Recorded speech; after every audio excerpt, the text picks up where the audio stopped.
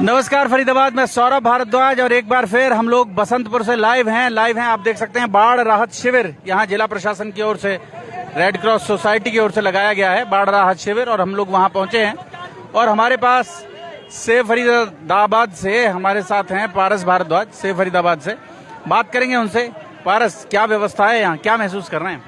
देखिए जी, व्यवस्था तो प्रशासन ने अपनी तरफ से ठीक कर रखी है। व्यवस्थाओं में कोई ऐसी बहुत कमी नजर नहीं आ रही है। जो जैसे सीमित संसाधन है प्रशासन के पास, हाँ संसाधन और बढ़ाए जा सकते हैं, थोड़े से और संसाधन बढ़ जाएं तो और लोगों को सुविधाएं हो जाएंगी। लेकिन क्योंकि विपदा बेसिक जो उनकी नीड्स हैं वो तो फुलफिल हो रही हैं। सोने की, रहने की व्यवस्था है, टॉयलेट्स हैं, शौचालय हैं। हाँ, अब देखो बिल्कुल डोर स्टेप तो नहीं दिया जा सकता, डोर स्टेप सुविधाएं तो नहीं दी जा सकती, लेकिन जितनी सुविधाएं दी जा रही है मुझे लगता है क्योंकि ये एक आपदा का समय है तो जितनी दी जा रही है वो ठीक है। कुल मिलाकर जो व्यवस्थाएं दी जा रही हैं तो व्यवस्थाओं में कोई ऐसी बहुत ज्यादा समस्या नहीं आ रही है। हाँ, अब ये है कि लोगों की एक्सपेक्टेशन उसी हिसाब से बढ़ती हैं, लेकिन अब उसमें भी क्या है कि कैटेगरीज ऑफ ये है कि जैसे जो प्रशासन है वो दे रहा है मूलभूत जो उनकी आवश्यकताएं, जैसे भाई उनकी जान बच जाए सबसे पहले तो, फिर क्या है कि उनको भोजन की व्यवस्था हो जाए, शौचालय की व्यवस्था हो जाए। अब लोगों को चिंता उस बात की है कि जो उनके डॉक्यूमेंट्स हैं, जैसे वो अंदर रह गए या उनके घरों में चोरियां हो रही हैं या उनके जो और कोई ऐसी चीजें, जैसे मान लीजिए कि उन्होंने ये जो मकान ले रखे हैं ये उसमें ले रखे हैं, किस्तों पे ले रखे हैं, उनके जो डॉक्यूमेंट्स है उसमें उनको डर लग रहा है कि कहीं ऐसा ना हो कि भाई इसके बाद फिर डीलर जो है वो फिर हमें ब्लैकमेल करना शुरू कर दें या उनके पैसों का नुकसान हो जाए। उस तरह की चिंताएं जो लोगों को सता रही हैं, तो लोग अब एक्सपेक्ट कर रहे हैं प्रशासन से कि उनको वोट दी जाए या कुछ। उनके घर जो हैं पानी में हैं, लेकिन फिर भी वो अपने घरों की पहरेदारी कर रहे हैं। बाहर से बैठकर, दूर से बैठकर नजर रखे हुए हैं लोग। ये बड़ी दुखद बात है जी कि ये जनता को पहरेदारी करनी पड़ रही है। अगर यही पहरेदारी प्रशासन ने, जब ये जमीन बेची इन्होंने, जब ये जमुना काट दी यहाँ से, जब जमुना में इनको भोले भाले लोगों को जो बाहर से आए उनको अलग तरह के सपने दिखाकर, जैसा मैं अभी सुन रहा था लोगों को, कि जिन लोगों के यहाँ पे ये बोर्ड देख रहे हो ना ऊपर, ये समाज सेवी जो बने हुए हैं, इन्हीं लोगों के बोर्ड आप आगे थोड़ा आगे देखोगे तो इन बोर्ड पे लिखा हुआ है कि आसान किस्तों में प्लॉट प्राप्त करें। ठीक है, 24 महीने की किस्त में, 36 महीने की किस्त में। ये थोड़ा सा आगे चलोगे तो ये प्रॉपर डीलर बन जाते हैं, और थोड़ा सा इधर पीछे आ जाओगे तो ये जो दीवारों पर लटक जाते हैं और समाज सेवी बन जाते हैं। तो ये जो समाज सेवी और जो डीलर का जो गठजोड़ है, उससे ये जो भोली भाली जनता, जो अनपढ़ व्यक्ति यहाँ पर आए, जो दूसरे प्रदेशों से आए, सुदूर क्षेत्रों से आए, उनको यहाँ पर ठगने का काम किया। जमुना बेच दी गई, अवैध तरीके से जमुना बेच दी गई, लोगों को जानकारी नहीं थी। उनकी गाड़ी कमाई, उनकी मेहनत की कमाई, उनके जो मेहनत मजदूरी की कमाई थी, ये जो लेबर क्लास है जो सुबह निकलती है, शाम को कुछ हमने 2 पैसे कमा के लाती है, बच्चों के खाने का जुगाड़ करती है, और अपने घर के अपने सिर के ऊपर एक छत मिल जाए, उस सपने को ये लोग खा गए। वहां पर इन्होंने अरावली की पहाड़ियां बेच दी, खनन कर करके सारे पहाड़ खा गए। यहाँ पर आकर इन लोगों ने ये नदियां बेच दी और ये जमुना बेच दी। और मैं भी लोगों से पूछ रहा था कि तो ज्यादातर जो ये काम हुआ है, ये समझ लीजिए कि लॉकडाउन से 1 आध साल पहले से ज्यादा काम हुआ है जो ये जमुना बेचने का काम किया है। इनको ये तक भी बताया गया कि भाई ये जो पुश्ता है जिसके ऊपर हम खड़े हैं, ये यहाँ नहीं बनेगा, ये कहीं और बनेगा, जमुना के अंदर जाकर बनेगा। तो ऐसे झूठ बलगलाकर लोगों को जमीनें बेच दी गई। तो ये सब चीजें हैं जिसकी वजह से मतलब ये है कि भाई इसका जिम्मेदार कौन है, हमें ये जानना जरूरी है कि जिम्मेदार कौन है। वहाँ तो पहाड़ बेचने पर मुकदमे दर्ज कराए सरकार ने, हालांकि बहुत ज्यादा कार्रवाई नहीं हुई है, लेकिन प्रशासन ने मुकदमे दर्ज किए उन लोगों पर। बात ये है कि यहाँ तो जो इनके जो सत्ताधारी पक्ष है, जो भारतीय जनता पार्टी के जो सांसद बने हुए हैं, जो यहाँ पर विधायक हैं, जो पूर्व विधायक हैं, वो सब लोग मिलकर इस जमीन को बेचने का काम कर रहे हैं। ये सब 30 महीने की आसान किस्तों में प्लॉट दे रहे हैं ये लोग, ठीक है। और प्लॉट कहाँ पे काट के बेचते हैं, ये यहीं पर बेचते हैं। बात करेंगे हमारे पास जी। क्या शुभ नाम आपका? मेरा नाम लाल मिश्रा है। लाल मिश्रा जी, क्या जिम्मेदारी है अभी? सर जिम्मेदारी देखिए, ये लोग हमारे प्रवासी लोग हैं जो बाहर से आ करके इन्हें ठगा गया यहाँ पे, और जमुना में जमीन दिया गया है। और ये कोई कहिएगा जो फ्री में दिया नहीं, ये 16,000, 18,000, 20,000 रुपये गज में लोगों को लूटा गया यहाँ पे डीलरों ने।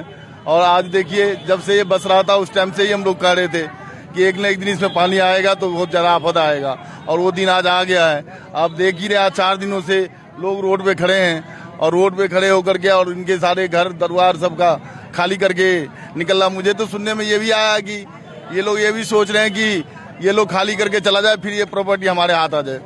तो ऐसे ऐसे सोच के लोग यहाँ हैं। और हमारे सारे देखिए माता बहन, ये गरीब आदमी सब यहाँ प्लॉट लिए हुए हैं, 50 गज, 30 गज, 40 गज, और सब यहाँ फंस गए हैं। जिन्होंने खून चूसा आज वो सब्जी और पूड़ी बांट रहे हैं इन्हीं लोगों को। इन्हीं के पैसे से कमा के, इन्हीं के पैसे से आज वो इतने बड़े नेता बन गए कि बड़े बड़े चुनाव लड़ने के सपने देख रहे हैं। और आज जब ये जनता परेशान हो रही है तो यहाँ पर कुछ नहीं है, बस ये अपनी सब्जी पूड़ी बांट के अपने खाने पूर्ति कर रहे हैं, क्योंकि पैसा तो इन्हीं लोगों का है। ये जो रक्त जो चूस रखा है, ये इन्हीं लोगों का रक्त चूस रखा है। वो लोग पूड़ी भी नहीं बांट रहे भाई जी, पूरी तो हम जैसे समाज से भी और खिचड़ी बांट रहे हैं, वो तो देखने में नहीं आए किसको क्या दिक्कत है। कोई और भले कोई। आज हमने आपस में कराया, जनता वालों ने आपस में कराया, जो डूब रहे हैं। सर बहुत ज्यादा सुविधा है। आज जो कुछ देख रहे हैं लोग को जान माल का नुकसान नहीं हुआ है। आज 4-5 दिन से प्रशासन लगा हुआ है और खाना पीना प्रशासन मुस्तैद है, प्रशासन ठीक काम कर रहा है, उसमें कहीं कोई दिक्कत नहीं है। लेकिन प्रश्न ये है कि प्रशासन को इतनी ज्यादा मुस्तैदी से काम करने की जरूरत क्यों पड़ी? ये क्यों इस जमुना की जमीन को बेच दिया गया? भाई जमुना की जो जमीन है, जमुना तो अपने कोर्स में चल रही है, ये लोग नदी के बीच में आ गए, ठीक है। तो और इनको यहाँ पर लाने का काम किसने किया, ये ढूंढना बहुत जरूरी है कि किसने इन लोगों को, कि कैसे फंसाया गया इन लोगों को। तंवर जी हमारे साथ हैं, राजेश तंवर जी हमारे साथ हैं, बात करेंगे उनसे। बीजेपी के बड़े नेता हैं जी। सौरभ जी, मुझे बहुत दुख हो रहा है और मैं समझता हूँ जब मैं निगम पार्षद था, जब यहाँ पे अवैध प्लॉटिंग होती थी, मुझे आज भी याद है, मेरे पास भी, जैसे भैया अभी इस चीज का जिक्र कर रहे थे कि वो लाखों का करप्शन करके आज वो नेता बन गए हैं, इसमें कोई डिनाई वाली बात नहीं है। एक पार्षद को 1 एकड़ पे 20 लाख रुपए के आसपास मिलते थे। मैंने चवन्नी भी अपने कार्यकाल में किसी का पानी भी नहीं पिया और मैं हमेशा इन भूमाफिया को बोलता था कि भैया ये जमुना की जमीन है, इसमें आप रोड नहीं दे सकते, सीवर नहीं दे सकते, बिजली नहीं दे सकते, पानी नहीं दे सकते। आने वाला समय इनके लिए कितना घातक सिद्ध होगा। आज विपदा आई है यहाँ पे, आज इस विपदा को ये मेरे ख्याल से करीब 50,000 लोग, जैसा कि अभी बहन जी बता रही थी कि आज इस 50,000 लोगों के मकान पानी में डूब गए हैं। अब प्रशासन की तो देखो सरकार की जवाबदेही होती है, कहीं पर भी कोई आपदा आती है तो सरकार उनके लिए, पीड़ित लोगों के लिए खड़ी रहती है। लेकिन मैं आज उन नेताओं से पूछना चाहता हूं जिन्होंने वो करप्शन करके इन गरीबों के जो है आज इतनी बड़ी आपदा में वो दिखाई नहीं देते हैं, तो वो करप्शन कहीं ना कहीं, आप हमेशा करप्शन के खिलाफ लड़ते हो। मैं आपको अपनी तरफ से हमेशा कहता हूं कि पत्रकारों में अगर सौरभ भारद्वाज शेर का बच्चा है तो गरीबों में, किसानों में, मजदूरों में हमें 24 घंटे आप करते हो। आज इतनी बड़ी विपदा में भी आप, मैं 3 दिन से देख रहा हूं, मुझ पे रहा नहीं गया।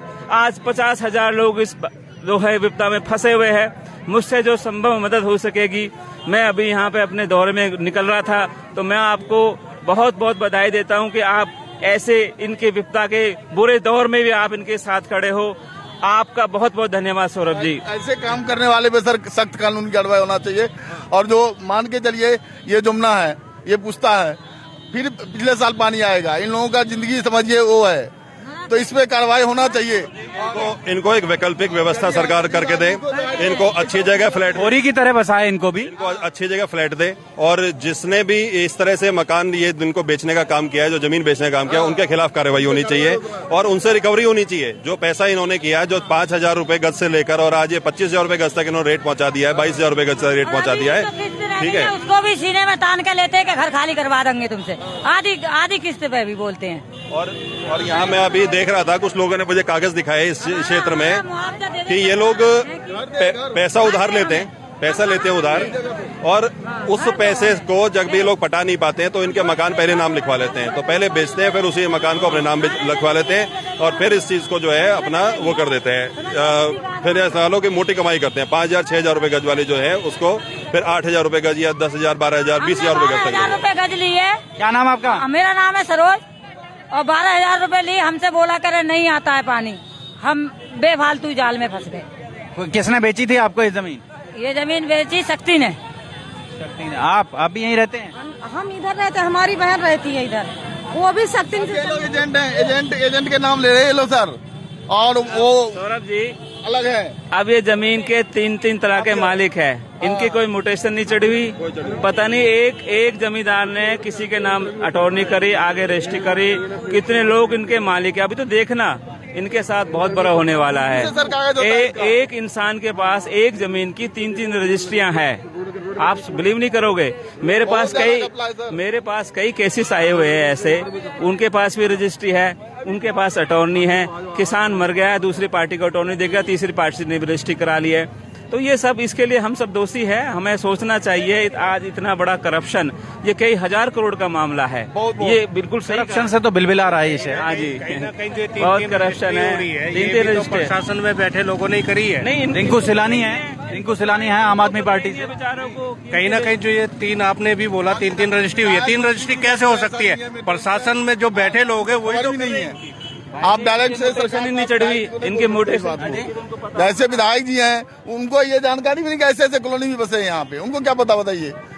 ये नीचे लेवल के हैं और बहुत ज्यादा धपला है, इसके लिए आवाज उठाइए आप लोग और ये इन गरीबों को बचाइए, बस इतना कहेंगे। लड़ाई हम लोग बहुत मजबूती से लड़ने के लिए तैयार हैं और इसको जिस भी लेवल पर हमें लड़ना पड़े और इन लोगों को न्याय दिलवा के रहेंगे। जो इतने भी लोगों के साथ ये छल कपट और ये जो जी कह रहे हैं 50,000 लोग प्रभावित हुआ है, खोरी में तो केवल 10,000 था, यहाँ 50,000 लोग प्रभावित है भाई साहब। कितना पब्लिक है आप खुद देख लो, दिल्ली बॉर्डर से लेकर के और ये आपका अगवानपुर के ये बंद रोड तक आप यहाँ चले जाओ तो कितना पब्लिक है। मैंने सारे ग्रामीण बॉर्डर से लेके मंझावली तक यही हाल कर रहे हैं सर। ग्रामीण क्षेत्रों में भी जो अवैध प्लॉटिंग हो रखी है वो लोग भी फंसे हुए हैं, जमुना के नीचे फंसे हुए हैं, बसंतपुर एरिया पूरे अंदर। ये तो सौरभ जी आप हो, आज रात दिन आपने एक कर रखा है इस आपदा से लड़ने के लिए, वरना तो बहुत कम लोग इसको हाईलाइट्स कर रहे हैं। मैंने तभी आपसे कहा कि आप हमेशा शासन की भूमिका को लेकर लोगों में कोई आज प्रशासन ने जो मेहनत किया सर, प्रशासन देख रहे 4 दिन से इस इलाका में, नहीं तो लोगों को जान नहीं बचता सर। यहाँ प्रशासन ने अच्छा काम किया है, इसलिए प्रशासन को धन्यवाद देते हैं। और बाकी जो ये गरीबों के लिए आप लोग मीडिया वाले आवाज उठाइए, इन लोगों का कल्याण कैसे होगा। मैं इसमें अंत में बस एक लाइन से समापन करूंगा जी कि इस सत्ता को मेरा लहू पीने की लत है, बाकी शहर में सब खैरियत है। ठीक है जी, तो जय हो। जोड़ेंगे फरीदाबाद आपको शहर की ऐसी जी। ये पानी का साधन खत्म होगा नहीं, कौन सा? ये ऐसे ही चलता रहेगा। अरे जमुना आपकी और मेरी तो नहीं है, नहीं है मगर तो हम कहाँ से ले जाएंगे? जमुना तो आएगी और पता नहीं क्या क्या बहा ले जाएगी। वो तो सबको ले गई, हमें बहा के बाहर बैठे हैं हम। तो अब आप बताओ क्या होना चाहिए इसका? क्या होना चाहिए? हमें घर दे दो, हमें कैसे कहीं अंत दे दो, सरकार देगी और कौन देगा हमें?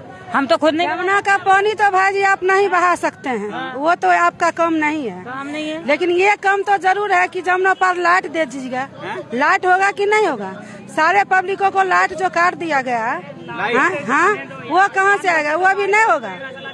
अभी सिस्टम दे दे ना, रहने की सिस्टम दे दे ना, यहाँ बदला और कहाँ दे दे, कहीं और दे दें। हाँ कहीं और दे दे, अंत दे दो हमें जगह, सरकार ही तो देगी हमें जगह, यहाँ से निकाल तो दे जितना हमको लिया। अभी नहीं है, अथी के बाद पानी के वजह से काट दिया गया। इससे पहले भी यही हाल था, इससे पहले कैसे आदमी जिएगा? क्या आप पहले अब सारे चीज चला गया, कुछ नहीं है। क्या नाम बहन जी आपका? पूनम। हमारे कुछ नहीं बचा, सब घाट तक। सच में कुछ नहीं बचा, हम तो रीते एक जोड़ी कपड़ों में लेकर के भगिया हैं जान लेकर। बहुत आदमी कहते हैं कि जमुना पार है तो मकान टूटेगा, तो फिर बेचने वाले को क्यों नहीं पकड़ते हैं? बेचने वाले को क्यों नहीं पकड़ते? हाँ, ये बात है कि नहीं? हम लोग को नहीं पता था तो गरीब आदमी झाड़ू पोछा लगा करके मैंने मजदूरी करके ये किस्त पे जमीन लिए हैं। आप बताइए जी, ये लोग पैसा ले लिए, उसको आप पकड़िए। हम लोग को जब गरीब आदमी को आप मकान तोड़ सकते हैं तो उनको क्यों नहीं पकड़ सकते हैं बेचने वाले को? बेचने वाले तो अमीर है ना, हम लोग तो न्याय चाहिए। यही मैं यहाँ बल्ला, मुझे जगह चाहिए, मुझे मकान चाहिए, हम लोग कैसे मैंने गरीब आदमी मैंने जी सके, उसके बाद समझे? हम लोग का यहाँ बल्ला कहीं जगह चाहिए, नहीं है मकान। हम लोग तो हमें कहीं मकान में सब कुछ ले जगह बैठा दे। पहले से पता था तो हम लोग नहीं लेते, लेकिन पहले से तो कोई बोला नहीं, सब बोला मेरा ही जमीन है। हाँ, अभी तो एक ऑफर निकल रहा है, जब ये है, अब मकान तोड़ो, फलना तोड़ो। बताओ, मकान बेचने वाले को पकड़ो और हम लोग को जड़ सामान दिला दो, हम लोग खाली कर देंगे। और क्या होगा? यही होगा ना। जोड़ेंगे फरीदाबाद आपको शहर की ऐसी और महत्वपूर्ण खबरों के साथ। बहुत बहुत धन्यवाद।